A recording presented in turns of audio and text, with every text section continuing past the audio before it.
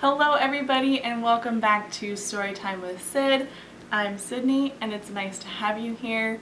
If you're new here, don't forget to comment down below, like, or subscribe if you want to hang out with me or just learn more about some fantasy books. That's mainly what I talk about. And today I'm going to be talking about my February wrap-up. So in February I read, let's see, 1, 2, 3, 4, 5, well, 4.5 books. February was a weird month for me. I started off with, what is this? Oh, The Last Argument of Kings, which is the third book in the first Law trilogy. And this thing is beefy. Like, let's see. 602 pages, 603 pages long. I mean, this thing is fat. And if you don't know the first Law trilogy, it is a multiple point of view story. It is a grim dark series. Joe Abercrombie is known for his grim dark writing. And I do have to say that the first book is super slow and there is like nothing that happens. The characters like slowly work their way towards one another, and then but I really enjoyed it, which is not something that I expected. So the first one I read back in January, and again I was really not expecting to like the very, very slow pacing, but that's kind of where I realized that I really enjoy character development a lot, and I enjoy getting to know these characters more and more and more, and I just really, really enjoy that aspect of books now.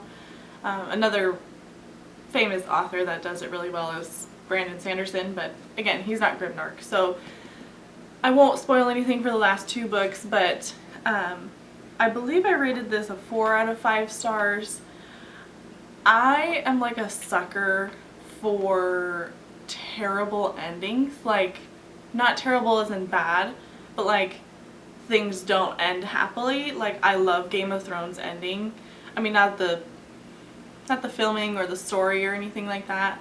I think they kind of messed up on some of that, but I enjoy the fact that like it didn't work out for everybody. It wasn't something that was like a happy ending, because in reality that's not what ends up happening a lot. So I really, really enjoyed the conclusion to this series. I know a lot of people didn't necessarily. You end up leaving these characters worse than you found them, and I don't know, I just really enjoy that aspect of these books, and you were just never really sure who was going to make it or if anyone was going to make it. So I really, really recommend these. I think that if you're not a fast reader, don't be intimidated. They read so quickly. Like, even though nothing is happening, I'm still so curious as to what is happening that it kept me reading. So I really enjoyed this series as a whole. I think for the series, I would probably give the series a 3 out of 5 stars. Yeah, so I think that's all I'm going to say about these. I can't really talk too much because I don't want to spoil anything for anyone who hasn't read them, but I highly, highly recommend. Just know that the fight sequences and battles, they're pretty gruesome and pretty bloody and graphic, so read any trigger warnings if you need them. The second book I read in February was The Baptism of Fire by Andrzej Sapkowski, which is the third in the Witcher series. And this was by far my favorite Witcher book so far. It was such, I said this in my previous video, but it was such a like monster of the week adventure ragtag group of rebels, and they just kind of join together and they wander the countryside just kind of doing their thing. So I loved that aspect of the entire book. I mean, it was a blast. I feel like I flew through the audiobook in like no time at all. And again, I mean, it was just so much fun. And I know this sounds terrible, but we didn't hear from like Siri, which is the other main character, almost at all. And I enjoyed that kind of a bit. So, but as I'm listening to The Tower of Swallows right now, I am shocked at how much I love this book as well.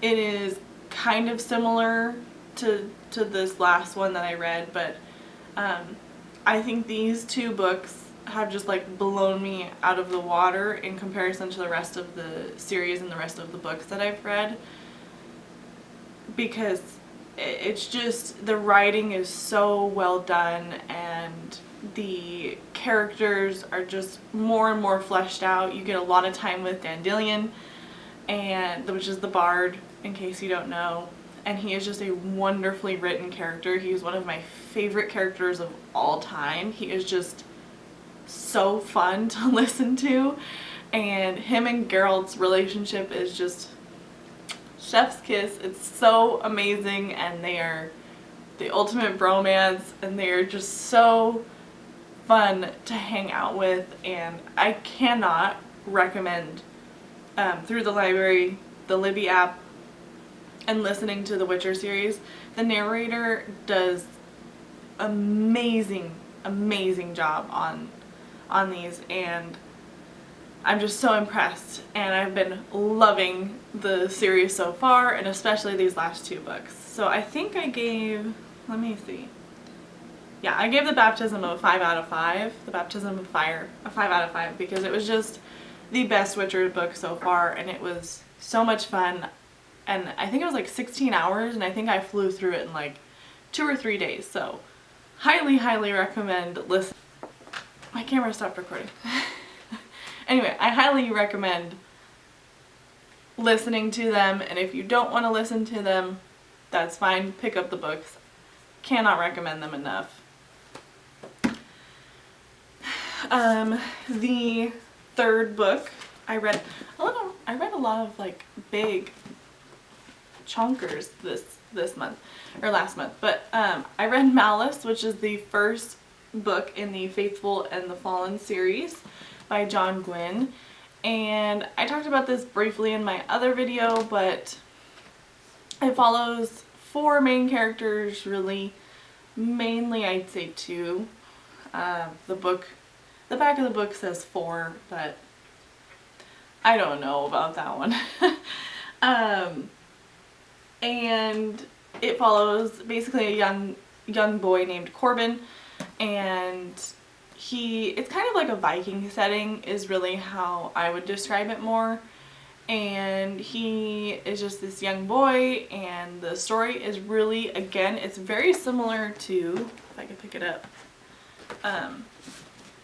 this one in the first Law Trilogy, in that it is very slow. Like, this book is also like 600 pages, 630 pages, and it takes place over 2 years, so very like slow for things to happen, and I was a bit overwhelmed, I think, at first. I started this book really excited because I loved his Shadow of the Gods, and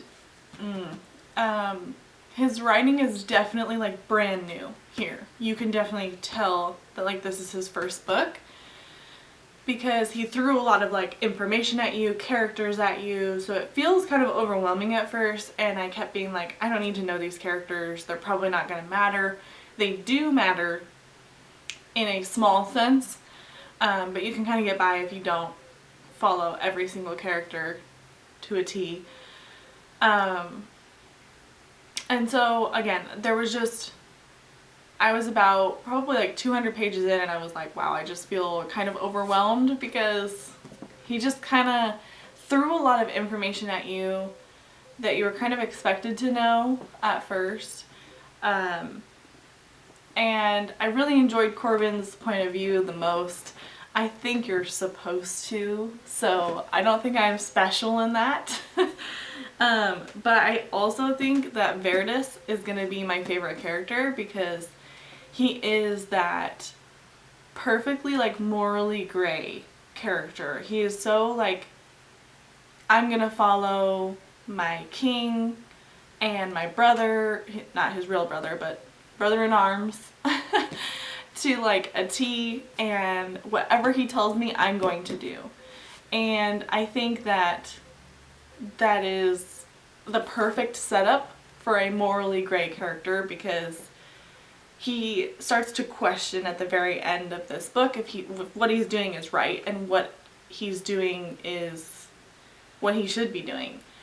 And I just think that I'm going to end up loving his character, because I'm hoping he doesn't actually go to the good side, because that makes it even better if he's just kind of like, hey, I guess what I'm doing is supposed to be right and I'm not gonna question it. So again, this book takes place over 2 years, so there's a little bit of like rambling, not rambling, but like meandering is a better word, where they kind of do some things and a little bit, something exciting kind of happens, and then kind of like a little lull, and then it comes back, and so I'm really excited to read Valor. I actually need to order it so that I can read it this month.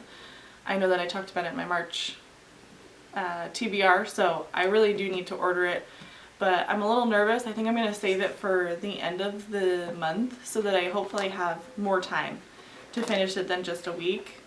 And my library doesn't have these for some reason to rent on like my phone or anything, so I can't read them unless I read them physically, which I try to read physically most of the time, but it's always nice to have the ability to read the book on your phone. Okay, and the last book that I read, well, that's actually no. Yeah, I did read a book. Hold on. I read a book. The last official book that I finished in February was Fahrenheit 451, and this is a classic. I don't even know who it's by. Ray Bradbury. I was pretty excited because I didn't actually know pretty much anything about this book until I think I read like the synopsis, and then I started it, and it was like a 5-hour audiobook. Let's see, I've read probably close to like 15 classics at this point. I try to throw them in as much as possible, but I have to be like in a mood to listen to them. But I try to listen to my classics because I know that I prefer to pick up big fantasy books in person. So I know that if I was like supposed to pick up big chunky classic, I wouldn't. I would always pick up a fantasy. So I know myself, and I try to just listen to them, and then if I really, really enjoy them, I buy them. And this was a little bit of a disappointment for me. I think I got really excited about the idea. If you don't know, Fahrenheit 451 follows a character, and he is a firefighter, but this takes place in a dystopian world where instead of firefighters putting out fires, they start them. And they start them in the homes of people that are found to have books. And we follow this character, I believe his name is Guy, and he starts to steal books from houses that he's burning down. So he kind of gets in trouble, and it follows his story from there. The audiobook, again, was literally like 5 hours. I listened to it in, I think, a day, maybe 2 days. So, there was nothing really wrong with the book. I just think I wanted a little bit more. I love dystopian novels, and I really, really want to find more. So if you have any, please recommend them. They are like my favorite sub-genre of fantasy, if that counts as a fantasy genre. I don't really know. Dystopian is my favorite genre besides fantasy, because it's just so fascinating to me that people can come up with these really scary and really close to our society views. But the book as a whole, just, it moved really quickly. There was nothing wrong with the pacing. I mean, the book's literally like this big. It's probably not one I'm gonna own. I just think that I wanted a little bit more. I wanted more from the book as a whole. I just wanted things fleshed out. I wanted just more information about Guy and why he does the things that he does. So again, I think I gave it a 3 out of 5 stars. So yeah, I mean, it wasn't anything special, I guess. But it was enjoyable nonetheless. So that's that book. And then this book.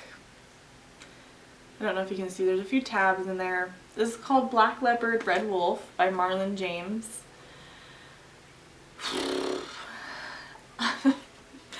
I have thoughts on this book. I can't technically say that I have read this book. I am like 450 pages in out of 6 something. So this is a big book, like just as big as these other 2 books. And I was really excited because the synopsis of this book sounds amazing.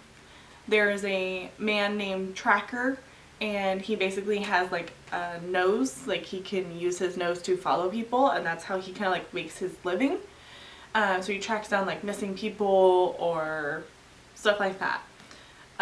He kind of like gets roped into a ragtag group of people, and they are sent on this mission to go find a missing boy. And then they start to kind of question, like, who is this boy? Why is he here? So the synopsis is what made me buy this book. I bought this actually used. I mean, it was perfect condition, so there was nothing wrong with it. I think it was like $5 or $6. So, and I saw someone else talk about this, but I don't remember. It was so long ago. And I was so surprised. I picked up this book immediately after finishing Malice, I think. And I read like the first like 50 pages and was like, dude, what did I just read? I didn't retain any of it. It was like, I felt like he was literally putting random words next to one another. I've heard that this is, well, I haven't heard, I'm telling you that this is like the most lyrical, descriptive, flowery writing I have ever read, and it makes it so difficult to read. As someone who comes from fantasy as like a general rule, most of my books are not hard to read, not overly complicated, and this book was just all over the place. I couldn't even finish it. I haven't technically DNF'd it yet because I'm so far in, and I'm actually like, now I'm kind of intrigued, but I'm reading all of my February stuff before, or my March stuff, before I figure I'll pick this up again. I don't know if I will. I don't know if I'll ever finish it. And I think I just have to be okay with that. I might just give it back to my bookstore, my one bookstore here, and resell it to them. I think it started to get better. It started to pick up, but it wasn't until like page 250, 300.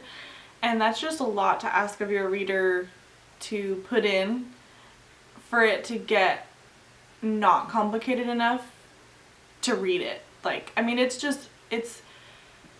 is so far from what I normally read, and maybe that's on me. Maybe I should have read some reviews. I'm kind of disappointed because his second book to this came out in February, and I was hoping that if I liked this I could pick it up, but I don't think I will be. If I had to give it a rating, I would probably give it a 2.5 stars because it started to get better and I haven't finished it, and yeah, I don't know. There was a lot. There was a lot in this book, and that's really all I have to say about this one. I'm sorry if I kind of rambled on about this. It has been like the haunting. I hate not finishing books, and it drives me crazy, and I don't normally move on from books, but it like put me, I mean, I finished these books early in February, and I had 2 weeks to read a 600-page book, and I couldn't do it. I just did not want to pick this up. I had a hard time reading this. So it put me in a slump, and now I'm like flying through Red Rising. So I have like 60 pages left, and I plan on finishing that today. And I'm like, yeah, I don't think this is the book for me. So maybe I'll just officially DNF it as of today. Sad day. I can't technically say I read this book, but I read most of it. Hopefully that counts. So that is it for today. Thank you guys for joining. Thank you for watching. I hope to see you guys later this week when I post my second video. And again, if you're new here, don't forget to like, subscribe, comment. I love this community so far. I feel like I have already made friends that I can talk about books with, and that is so exciting. So again, thank you for watching, and I'll see you guys next time. Bye!